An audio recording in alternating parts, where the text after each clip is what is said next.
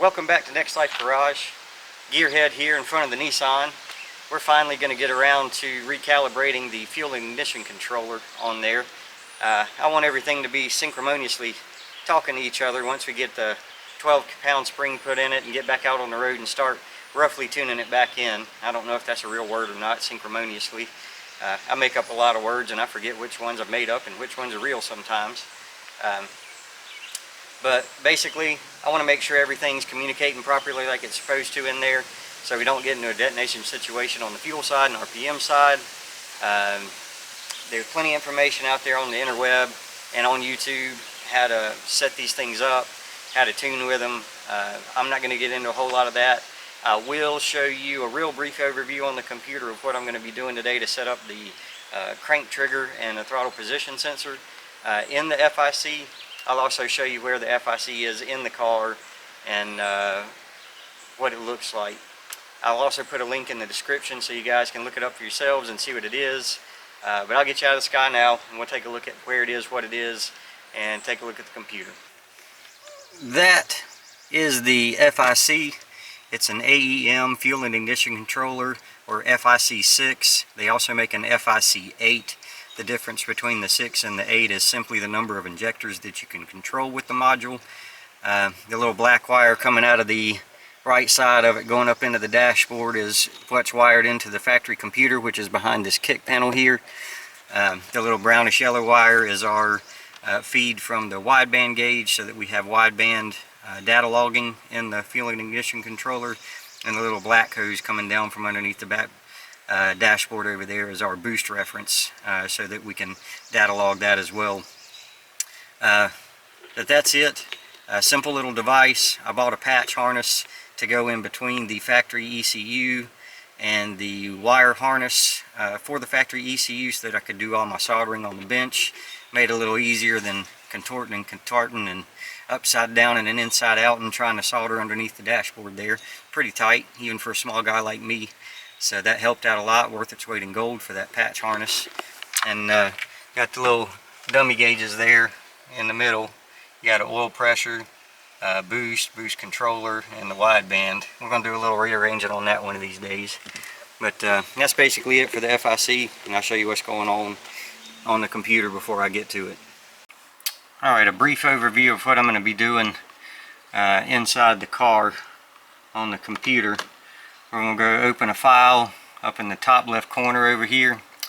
I'm not hooked up to the car right now, so it's not going to pull anything up right now.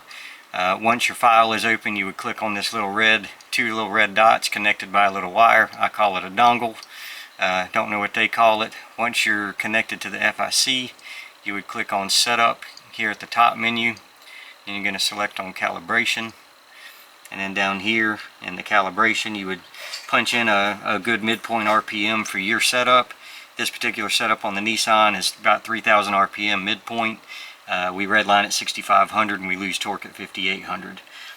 Once you get your RPM midpoint set in there and click Auto, you just follow the instructions on the screen as they pop up, and it'll take you through a real quick setup of getting the RPM trigger set up, as well as getting the throttle position sensor set up. So when you're data logging in the system, you know what throttle position you're at, what boost level and what air fuel ratio and anything and everything that the thing data logs.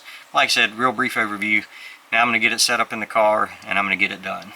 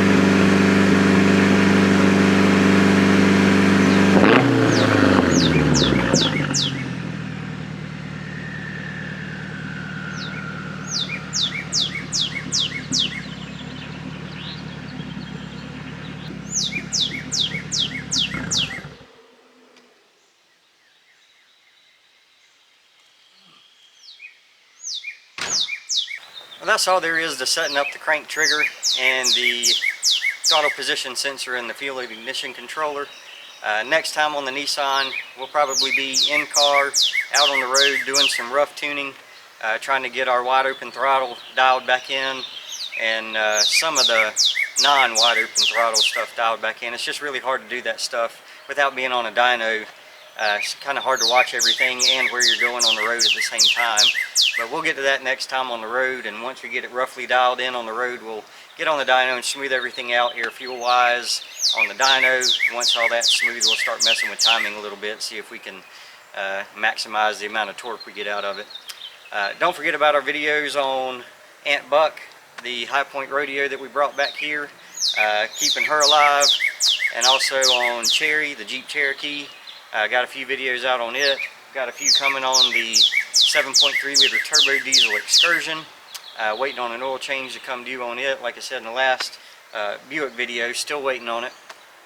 But we'll get to the oil cooler on it first probably, and then probably address the up pipes for the turbo. Thank y'all for watching. We appreciate y'all tuning in. And until next time, don't take no wooden nickels, and be good. Somebody's got to.